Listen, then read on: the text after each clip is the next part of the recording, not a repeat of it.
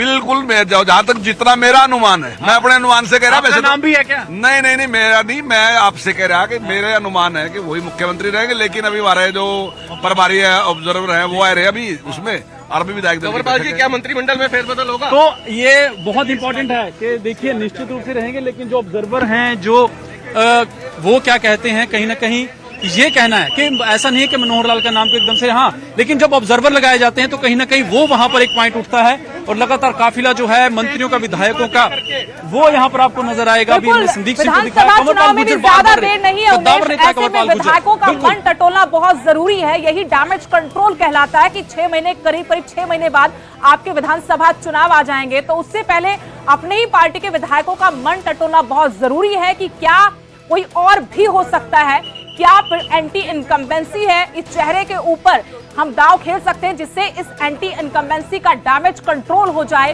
कुछ फायदा उठाया जा सके, चेहरा बदलकर तमाम तरीके से मंथन होता, रणनीति बनती, कोई एकाएक हुई चीज नहीं है। ये पहले से कई बैठकों का दौर चला, उसके बाद अंतिम फैसला ठीक लोकसभा चुनाव से पहले कि जेजेपी के साथ नहीं जाना। अब सत्ता के लिए जो गठबंधन था उसको यहीं पर खत्म करते हैं, निर्दलीय हमारे साथ है, 41 का आंकड़ा हमारा अपना है। तो ऐसे में कोई सरकार को खतरा तो था नहीं।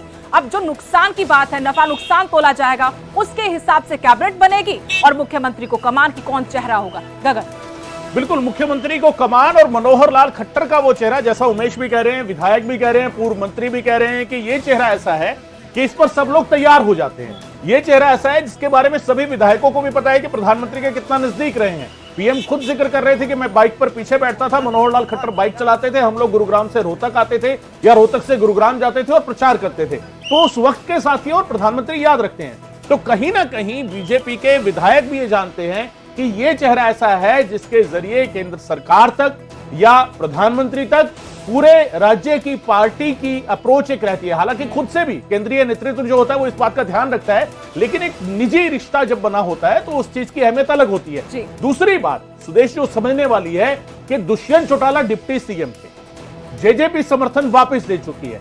अनिल विज सीएम के साथ जाते हैं राजभवन इस्तीफा देने के लिए, वापसी दोनों एक ही गाड़ी में इकट्ठे आते हैं मुस्कुराते हुए। सीएम अगर मनोहर लाल रहते हैं तो डिप्टी सीएम का जो पद खाली हुआ है, क्या उस पर अनिल भी जाएंगे? सवाल इस बात को लेकर, डेप्यूटी सीएम को लेकर तो नहीं बीजेपी जाएगी, क्योंकि वो इसलिए था कि 7 की जरूरत थी, 10 सीटें थी, वो चाबी सत्ता की जेजेपी के पास थी। उनको मनाने के लिए, रिझाने के लिए, अपने साथ जोड़ने के लिए वो एक पद क्रिएट किया गया।